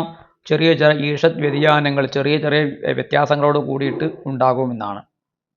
ചെറിയ വ്യത്യാസം ഉണ്ടാകും, പക്ഷേ അതിൻ്റെ ഭഗവാന്റെ അവതാര ലീലകളൊക്കെ ഏകദേശം ഒരുപോലെയായിരിക്കും. അപ്പോൾ ഈ ശ്രീകൃഷ്ണൻ തന്നെ യുഗത്തോറും അവതരിക്കും എന്നാണ് ഭഗവത്ഗീതയിലും പറഞ്ഞു വച്ചിരിക്കുന്നത് എന്നാണ് ഇവിടെ വംശീധരീ വ്യാഖ്യാനം കൂടി പരിശോധിക്കുമ്പോൾ നമുക്ക് മനസ്സിലാവുക. അപ്പോൾ മത്സ്യം കൂർമ്മം വരാഹം മുതലായിട്ട് അംശാവതാരങ്ങൾക്ക് അതിനെക്കുറിച്ചല്ല ഇവിടെ പറയുന്നത്. ഇവിടെ പറയുന്നത് ശ്രീകൃഷ്ണ ഭഗവാൻ തന്നെ. കാരണം ഭഗവാന്റെ അവതാരങ്ങളിൽ എല്ലാ അവതാരങ്ങളും ഭഗവാൻ ദുഷ്ടസംഹാരം ചെയ്യുന്നുണ്ടോ? നമ്മൾ ആലോചിച്ച് നോക്കൂ. കപിലാവതാരം ഭഗവാൻ എടുത്തില്ലേ? കപിലമൂർത്തി ആരെയാണ് സംഹരിച്ചത്? ആരെയും കൊന്നിട്ടുണ്ടോ? ആരെയും കൊന്നിട്ടില്ലല്ലോ. ജ്ഞാനം ഉപദേശിക്കാൻ വേണ്ടിയുള്ള അവതാരമായിരുന്നു കപിലാവതാരം. ഹംസാവതാരം എടുത്തു, ഹംസസ്വരൂപിയെ ഭഗവാൻ ആരെയും കൊന്നിട്ടുണ്ടോ? ആരെയും കൊന്നിട്ടില്ല. ദത്താത്രേയ മഹർഷിയായിട്ട് ഭഗവാൻ അവതരിച്ചു, ആരെങ്കിലും കൊന്നോ? ദുഷ്ടന്മാരെ കൊന്നിട്ടില്ല. അതുപോലെ ഇങ്ങനെ ഓരോരോ പലതരത്തിലുള്ള അവതാരങ്ങൾ ഭഗവാൻ ഉണ്ടായിട്ടുണ്ട്. അപ്പോൾ ആ എല്ലാ അവതാരങ്ങളും ദുഷ്ടസംഹാരവും ശിഷ്ടപോഷണവും അതേപോലെ ചെയ്യാൻ വേണ്ടിയിട്ടല്ല. ചിലപ്പോഴൊക്കെ വേദങ്ങളെ ഉദ്ധരിക്കാൻ വേണ്ടിയിട്ട് പല രീതിയിലാണ് ധർമ്മ സംസ്ഥാപനം ചെയ്തത്. പക്ഷെ ഭഗവാൻ ഇപ്പോൾ ഗീതയിലും പറഞ്ഞെന്താണ്? വിനാശായ ദുഷ്കൃതം എന്നാണ്. ദുഷ്കൃത്തുകളുടെ, ദുഷ്ടന്മാരായ ആളുകളെ വിനാശത്തിനായിക്കൊണ്ട് ഞാൻ അവതരിക്കും എന്ന് പറയുമ്പോൾ അവിടെ അവതരിക്കുന്ന ആരാണ്? ശ്രീകൃഷ്ണനായിട്ട് തന്നെ അവതരിക്കും എന്ന് അല്ലെങ്കിൽ ശ്രീരാമനായിട്ട് ശ്രീകൃഷ്ണനായിട്ടുള്ള അവതാരങ്ങളായിട്ടും അവിടെ വേണം വ്യാഖ്യാനിക്കാം. ഇവിടെ വംശീധരി വ്യാഖ്യാനം പറയുന്നു, ഓരോ ദ്വാപരത്തിലും ഭഗവാൻ അവതരിക്കും എന്ന കാര്യമാണ് ഇവിടെ പറയുന്നത് എന്നാണ്. അപ്പൊ അതാരാണ് അവതരിക്കുന്നത്? ഇതാ ഏഷഹ ഹി, ഈ കൃഷ്ണനാണ് അവതരിക്കുന്നത്. അതാണ് കൃഷ്ണാവതാരത്തിന്റെ മഹാത്മ്യം. കൃഷ്ണസ്തു ഭഗവാൻ സ്വയം, ഭഗവാൻ സച്ചിദാനന്ദ സ്വരൂപനായിരിക്കുന്ന ആ ബ്രഹ്മം തന്നെയാണ് ശ്രീകൃഷ്ണനായിട്ട് വന്നത്. അവതാരമേ അല്ല, ഭഗവാൻ അവതാരിയാണ്. തസ്മാത് അവതാരാണാം പ്രവർത്തക കൃഷ്ണ എന്ന് ശങ്കരാചാര്യ സ്വാമികൾ പ്രബോധ സുധാകരത്തിൽ പറഞ്ഞിരിക്കുന്നതും, ഭഗവാൻ അവതാരം എന്ന് പറയുന്നത് വാസ്തവത്തിൽ പൂർണ്ണമായിട്ട് ശരിയല്ല. ഭഗവാൻ അവതാരി ആണ്, അവതരിക്കുന്നവനാണ് ഭഗവാൻ. അവതരിക്കുന്നവനെ നമ്മൾ അവതാരം എന്ന് നമ്മൾ പലപ്പോഴും പറയാറുണ്ട് എന്ന് മാത്രമേ ഉള്ളൂ. വാസ്തവത്തിൽ ഭഗവാൻ തന്നെ അവതരിക്കുകയാണ്. അതുകൊണ്ട് ഭഗവാനെ നമുക്ക് അവതാരിയായിട്ട്, എല്ലാ അവതാരങ്ങളുടെയും പ്രവർത്തകനായിട്ട് ആണ് കാണേണ്ടത് എന്ന് ആചാര്യസ്വാമികൾ, ശങ്കരാചാര്യസ്വാമികൾ പറയുന്നു പ്രബോധ സുധാകർ എന്ന് പറയുന്ന ഗ്രന്ഥത്തിൽ. ആ കാര്യം ഇവിടെ സൂചിപ്പിക്കാൻ ഭഗവാൻ ഓരോ യുഗത്തിലും അവതരിച്ച് ധർമ്മസംസ്ഥാപനം ചെയ്യുന്നു, ദുഷ്ടാത്മാക്കളെ നിഗ്രഹിക്കുന്നു. ആ ഭഗവാൻ ഇത് തന്നെയാണ്, ഈ കാണുന്ന ശ്രീകൃഷ്ണൻ തന്നെയാണ് എന്ന് ഈ സ്ത്രീകൾ പറയുകയാണ്. 26-ാമത്തെ ശ്ലോകം. അഹോ അലം ശ്ലാഘ്യതമം യതോ കുലം, അഹോ അലം പുണ്യതമം മധോർവനം, യദേഷ പുംസാമൃഷഭശ്രിയപതി സ്വജന്മനാ ചംക്രമണേന ചാഞ്ചതി.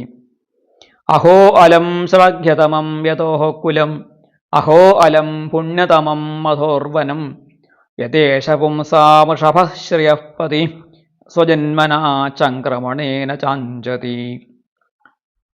പദച്ഛേദം ചെയ്യാം.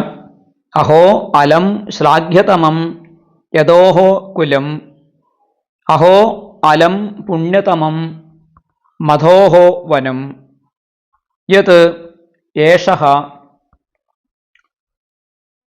പുംസാം ഋഷഭഃ ശ്രിയഃ പതിഃ സ്വജന്മനാ ചംക്രമണേന ച അഞ്ചതി. ഇതാണ് സന്ധി പിരിക്കേണ്ടത്. ഇങ്ങനെയാണ്. ഇനി അന്വയം പറയാം.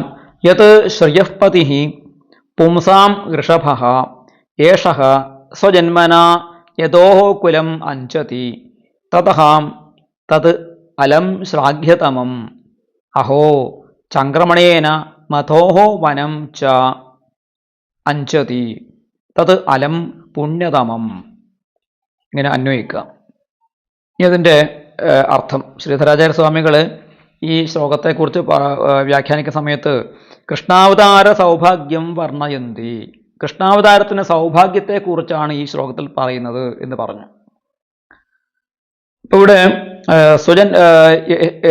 ശ്രിയപതി പുംസാം ഋഷഭഃ ഏഷഃ, യത് ശ്രിയപതി, യാതൊരു ശ്രീപതിയായിട്ട് ലക്ഷ്മീപതിയായിരിക്കുന്ന, ലക്ഷ്മിയുടെ ഭർത്താവായിരിക്കുന്ന യാതൊരു ഭഗവാനുണ്ടോ അദ്ദേഹം പുംസാം ഋഷഭഃ, പുരുഷന്മാരിൽ വെച്ച് ഏറ്റവും ശ്രേഷ്ഠനാണ്, പുരുഷശ്രേഷ്ഠനാണ്, പുരുഷോത്തമനാണ്. അദ്ദേഹം ശ്രീപതിയാണ്, ലക്ഷ്മീപതിയാണ്, അതോടൊപ്പം അദ്ദേഹം പുരുഷോത്തമനാണ്. ഏഷഃ, ഈ കാണുന്ന ഭഗവാൻ തന്നെയാണ് പുരുഷോത്തമനായിട്ടും ലക്ഷ്മീപതിയായിട്ടും ശോഭിക്കുന്നത്. അദ്ദേഹം എന്തു ചെയ്തു? സ്വജന്മന യതോഹോ കുലം അഞ്ചതി, സ്വന്തം സ്വജന്മന സ്വസ്യ അവതാരേണ, അവനവന്റെ സ്വന്തം അവതാരം കൊണ്ട് എന്തു ചെയ്തു? യതോഹോ കുലം അഞ്ചതി, യദുവിന്റെ കുലത്തെ അലങ്കരിച്ചു. അഞ്ചതി എന്ന വാക്കിന് സാധാരണ അർത്ഥം അലങ്കരിക്കുക എന്നാണ്. ഇവിടെ ശ്രീധരാചാര്യ സ്വാമികൾ അഞ്ചതി എന്ന വാക്കിന് ഒരു വിശേഷമായ അർത്ഥം പറഞ്ഞിട്ടുണ്ട്. അദ്ദേഹം പറയുന്നു, യസ്മാദേഹ പുരുഷോത്തമഃ ശ്രീയഃപതിഃ സ്വജന്മന യതോഹോ കുലം അഞ്ചതി പൂജയതി സത്കരോതി. ഭഗവാൻ ഈ കുലത്തെ യദുകുലത്തെ ഭഗവാൻ പൂജിക്കുന്നു, യദുകുലത്തെ ഭഗവാൻ സത്കാരം ചെയ്യുന്നു, അതിനെ സത്കരിക്കുന്നു, അതിനെ നല്ലതാക്കി തീർക്കുന്നു, പവിത്രീകരിക്കുന്നു, അല്ലെങ്കിൽ ഭഗവാൻ അതിനെ ആദരിക്കുന്നു. കാരണം അതിൽ തന്നെ ഭഗവാൻ വന്ന് ജനിച്ചത് ഒരു തരം അംഗീകാരമാണ്, ആദരവാണ്, സത്കാരമാണ്, ഒരു പൂജയാണ് എന്ന് പറയുന്നു. ആ യദുകുലം വാസ്തവത്തിൽ ശാപം കിട്ടിയതാണല്ലോ. യയാതിയുടെ ശാപം കൊണ്ട് ആരും രാജ്യം ഭരിക്കില്ല ഈ കുലത്തിൽ എന്ന് യയാതി ശപിച്ചതാണ്, തൻ്റെ മകനെ ശപിച്ചതാണ്. പക്ഷെ ആ യദുവിന്റെ കുലത്തിൽ തന്നെ ഭഗവാൻ വന്ന് ജനിച്ചു. കാരണം എന്താണ്? ആ യദു പിന്നീട് മഹാഭാഗവതോത്തമനായിട്ട് മാറി. ദത്താത്രേയ മഹർഷിയിൽ നിന്നും അദ്ദേഹം ആ പാരമഹംസ യോഗചര്യയെ കേട്ടു മനസ്സിലാക്കി പഠിച്ച് ആചരിച്ച് പരമമായ പദത്തെ പ്രാപിച്ച ആളാണ് യദു മഹാരാജാവ്. അതുകൊണ്ട് തന്നെ ആ യദു മഹാഭാഗവതനായ ആ യദുവിന്റെ കുലത്തിൽ ഭഗവാൻ വന്ന് ജനിക്കുകയായിരുന്നു. അങ്ങനെ ആ യദുകുലത്തിൽ എന്തെങ്കിലും പോരായ്മ ഉണ്ടായിരുന്നെങ്കിൽ, എന്തെങ്കിലും തരത്തിലുള്ള ഒരു കളങ്കം ഉണ്ടായിരുന്നെങ്കിൽ ആ കളങ്കത്തെ ഭഗവാൻ വന്ന് അതിനെ ശമിപ്പിച്ചു. കാരണം എന്താണ്? ആ യദുകുലം വളരെ ശ്രേഷ്ഠമാണ്. ആ യദുകുലം ദേവയാനിയുടെ കുലമാണ്, അല്ലെ? ദേവയാനിയുടെ മകനാണ് യദു. ദേവയാനിയുടെ അച്ഛനായ ശുക്രാചാര്യനാരാണ്? ഭൃഗുകുലത്തിൽ ജനിച്ച ആളാണ്. ഭൃഗു കുലത്തിലെ എല്ലാ ആളുകളും ഭഗവത് ഭക്തന്മാരായിരുന്നു, വൈഷ്ണവന്മാരായിരുന്നു. അപ്പോൾ ആ കുലത്തോട് ഭഗവാന് ഒരു എന്തുണ്ട്? ഒരു സ്നേഹബന്ധമുണ്ട്. ഭഗവാന് അവരോട് ഒരു ഉത്തരവാദിത്വമുണ്ട്. അതുകൊണ്ട് ആ യദുകുലത്തെ ഭഗവാൻ ശുദ്ധീകരിക്കുന്ന രീതിയിൽ അതിനെ സൽക്കരിച്ചുകൊണ്ട്, അതിനെ പൂജിച്ചുകൊണ്ട് ആ യദുകുലത്തിൽ ഭഗവാൻ വന്ന് അവതരിച്ചു. അതുകൊണ്ട് അതഹ ശ്ലാഘ്യതമം തത്, അത് ആ കുലം എന്താണ്? ശ്ലാഘ്യതമം, ഏറ്റവും കൂടുതൽ പ്രശംസനീയമാണ്. എന്നിട്ട് അഹോ എന്നും പറഞ്ഞു. അഹോ എന്ന് വെച്ചാൽ ആശ്ചര്യം, അത്യാശ്ചര്യമായിരിക്കുന്നു. യദുകുലത്തെ ആണ് ഭഗവാൻ ആദരിച്ചത്. അഭിശപ്തമായ ഒരു കുലത്തെയാണ്. ശാപം കൊണ്ട് അധികാര സ്ഥാനത്ത് നിന്നും നിഷ്കാസിതന്മാരായ രാജകന്മാരുടെ കുലത്തിലാണ് ഭഗവാൻ വന്ന് ജനിച്ചിട്ട് അതിനെ പവിത്രീകരിക്കുകയും സൽക്കരിക്കുകയും പൂജിക്കുകയും ചെയ്തുകൊണ്ട് ആ കുലത്തെ ഏറ്റവും ശ്രേഷ്ഠ കുലമാക്കി മാറ്റിയത്. അതുകൊണ്ട് അത് അത്യാശ്ചര്യകരമായിരിക്കുന്നു എന്ന് പറയാണ്. പിന്നെ ചംക്രമണേന മധോഹോ വനം ച അഞ്ചതി. അഞ്ചതി എന്ന ക്രിയ ഇവിടെ നമ്മൾ പ്രയോഗിക്കണം. ചംക്രമണം കൊണ്ട്, ഭഗവാന്റെ സഞ്ചരണം കൊണ്ട്, ഭഗവാന്റെ സഞ്ചാരം കൊണ്ട് മധോഹോ വനം, മധുവനം. മധുവനം എന്ന് പറയുന്നത് മധു എന്ന ഒരു അസുരനുമായിട്ട് ബന്ധപ്പെട്ടാണ് ആ മധുവനം എന്ന് പേര് വന്നത്. അപ്പോൾ അവിടെ ഒരു ആസുരികമായ ശക്തി. പക്ഷേ ഭഗവാന്റെ നിത്യം സന്നിഹിതോ എത്ര എന്ന് പറയുന്നുണ്ട്, അല്ലെ? വൃന്ദാവനം അല്ലെങ്കിൽ മധുവനം എന്ന് പറയുന്ന ആ ഭാഗം, ആ കാളന്തി നദിയുടെ തീരത്തുള്ള ആ പുണ്യഭൂമി എന്നും ഭഗവാന്റെ സാന്നിധ്യമുണ്ട്. അതുകൊണ്ട് അത് പുണ്യഭൂമിയായും പണ്ടേ തന്നെ പുണ്യഭൂമിയാണ്. അതിന് വൃന്ദാവനം എന്ന പേര് ഉണ്ട്. പക്ഷെ ഇവിടെ മധോഹോ വനം, മധുവനം എന്ന് പ്രത്യേകം പറഞ്ഞപ്പോൾ അവിടെ മധു എന്ന് പറയുന്ന ആ അസുരന്റെ സാന്നിധ്യമുണ്ടായ സ്ഥലമാണ്. പക്ഷെ അതിനെന്ത് ചെയ്തു? തൻ്റെ സഞ്ചാരം കൊണ്ട് ഭഗവാൻ അതിനെയും പവിത്രീകരിച്ചു, അതിനെയും സൽക്കരിച്ചു, അതിനെയും പൂജിച്ചു. തത് അലം പുണ്യതമം. അതുകൊണ്ട് ആ മധുവനവും പുണ്യതമമാണ്. അപ്പോൾ ഹസ്തനപുരിയിലുള്ള ആളുകൾക്ക് ഈ എന്താണ് ഭഗവാൻ ജനിച്ച യദുകുലത്തോടും ഭഗവാൻ തൻ്റെ ബാല്യകാലം, ഭഗവാന്റെ കൈശോരകാലം എവിടെയാണ് ഭഗവാൻ ആ തൻ്റെ പിഞ്ച് കാല് വെച്ചുകൊണ്ട് പിച്ച വെച്ച് നടന്ന ആ പുണ്യഭൂമി ഉണ്ടല്ലോ, മധുവനം, ആ വൃന്ദാവന ഭൂമി, ആ കാളന്തി തീരം, അത് ആ പുണ്യഭൂമി വാസ്തവത്തിൽ എത്ര ഭാഗ്യവതിയാണ്. ആ മധുവനം പുണ്യതമമാണ്, യദുകുലം ശ്ലാഘ്യതമമാണ്. ഒന്ന് പ്രശംസനീയമാണ്, ഒന്ന് പുണ്യതമമാണ്. തിരിച്ചും പറയാം കേട്ടോ, തിരിച്ചും മറിച്ചും പറഞ്ഞാലും കുഴപ്പമില്ല. യദുകുലം പുണ്യതമമാണ്, അങ്ങനെ പറഞ്ഞാലും കുഴപ്പമില്ല. മധുവനം ശ്ലാഘ്യതമമാണ്, അങ്ങനെ പറഞ്ഞാലും കുഴപ്പമില്ല. അന്വയിക്കുമ്പോൾ അത് രണ്ട് സ്ഥലത്തായിട്ട് നമുക്ക് പ്രയോഗിക്കുന്നത് തെറ്റൊന്നുമില്ല. പക്ഷെ അവിടെ വാക്കിന്റെ ആവർത്തനം ഒഴിവാക്കാൻ വേണ്ടിയിട്ട് ഒന്നിനെ ശ്ലാഘ്യതമം എന്ന് പറഞ്ഞു, ഒന്നിനെ പുണ്യതമം എന്ന് പറഞ്ഞു. തമം എന്ന് വെച്ചാൽ ഏറ്റവും കൂടുതൽ എന്നർത്ഥം.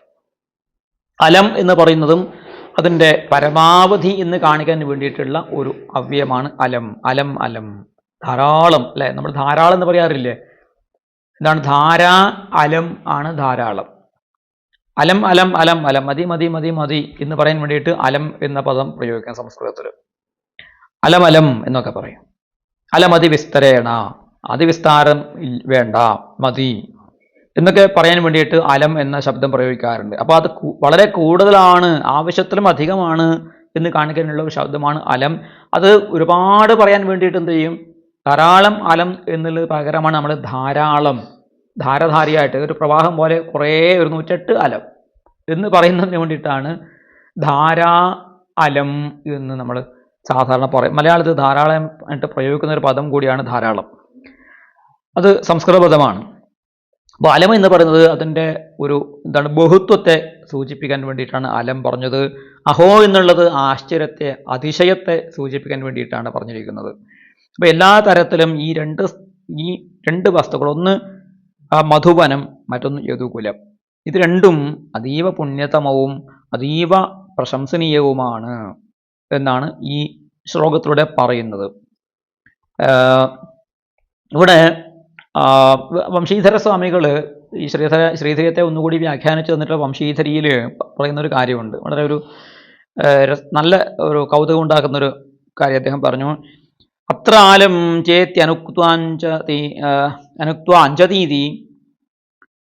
അനുക്വാഞ്ചതീതി വർത്തമാന നിർദ്ദേശേന ജന്മാതി ലീലാനാം നിത്യത്വം ബോധയാമാസുഹു. ഇവിടെ ഈ ശ്ലോകത്തിൽ നമ്മളൊന്നും പെട്ടെന്ന് വായിച്ചു പോകുമ്പോൾ ഇതൊന്നും ശ്രദ്ധിക്കില്ല. മഹാത്മാക്കള് പണ്ഡിതന്മാര് ഒരു പദത്തിന്റെ ഓരോ പ്രയോഗത്തിനും അവർ ശ്രദ്ധിച്ചിട്ട് അതിനെ വ്യാഖ്യാനിക്കുകയാണ്. അദ്ദേഹം പറയാണ് ഇവിടെ അഞ്ചതി എന്ന് പറഞ്ഞിരിക്കുന്നത് എന്താണ്? വർത്തമാന കാലത്താണല്ലോ. നേരത്തെ ആദ്യ ശ്ലോകത്തിൽ പറഞ്ഞതൊക്കെ തന്നെയാണ്. ഏക ആസീത് അവിശേഷ ആത്മി ആസീത് ആയിരുന്നു, ഭൂതകാലത്താണ് പറഞ്ഞത്. ഇവിടെ ഭഗവാനെ കുറിച്ച് പറയുമ്പോഴേക്കും എന്തായി? വർത്തമാന നിർദ്ദേശം എന്നാണ്. വർത്തമാന നിർദ്ദേശം കൊണ്ട് എന്താണ് ഇവിടെ ഉദ്ദേശിക്കുന്നത്? വ്യാസന് ഈ ഭൂതകാലം പ്രയോഗിക്കാൻ അറിഞ്ഞിട്ടൊന്നുമില്ല, ഭാവി കാലവും പ്രയോഗിക്കാൻ അറിയാം. ഇവിടെ വർത്തമാനകാലം പ്രയോഗിച്ചതിന്റെ സൂചന എന്താണ്? ജന്മാതി ലീലാനാം നിത്യത്വം ബോധയാമാസ്. ഭഗവാന്റെ അവതാര ലീലകള് നിത്യമാണ്, നിത്യാവതാരമാണ്.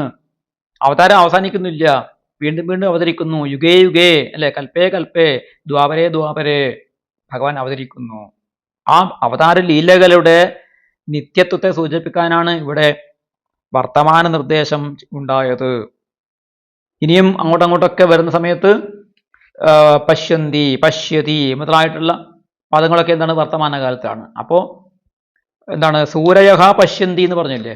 സൂര്യകൾ, ജ്ഞാനികളായ ആളുകൾ ഭഗവാനെ ശുദ്ധമായ അന്ധകരണത്തിൽ കാണുന്നു എന്നാണ് പറഞ്ഞത്, കണ്ടു എന്നല്ല പറഞ്ഞത്. കാണുന്നു എന്ന് വെച്ചാൽ ഇപ്പോഴും കാണുന്നു. അപ്പൊ ഇപ്പോഴും നടക്കുന്നുണ്ട്, മുമ്പും ഉണ്ടായിരുന്നു, ഭാവിയിലും ഉണ്ടാകും. അപ്പോൾ വർത്തമാനകാലം കൊണ്ട് നമുക്ക് നിത്യതയെ സൂചിപ്പിക്കാം. ഇപ്പോൾ നടക്കുന്നു എന്ന് മാത്രമല്ല, മുമ്പുണ്ടായിരുന്നു, ഇപ്പോഴുമുണ്ട്, നാളെയും ഉണ്ടാകുമെന്ന് കാണിക്കാനും വർത്തമാനകാലത്തെയാണ് നമ്മൾ സ്വീകരിക്കാറുള്ളത് എന്നുള്ളതാണ്. അതുകൊണ്ട് ഭഗവാന്റെ അവതാര ലീലകളുടെ നിത്യത്വം ഈ ശ്ലോകത്തിൽ പറയുന്നു എന്നൊരു സവിശേഷമായ അർത്ഥം വംശീധര സ്വാമികൾ ഇവിടെ പറയുന്നുണ്ട്. ഇതാണ് ഈ ശ്ലോകത്തിന്റെ അഹോ അലം ശ്രാഘ്യതമം യഥോക്വലം അഹോ അലം പുണ്യതമം മധോർവനം യഥേഷ പുംസാമഷഭശ്രിയഃ പതിസ്വജന്മന ചംക്രമണേന ചാഞ്ചതി.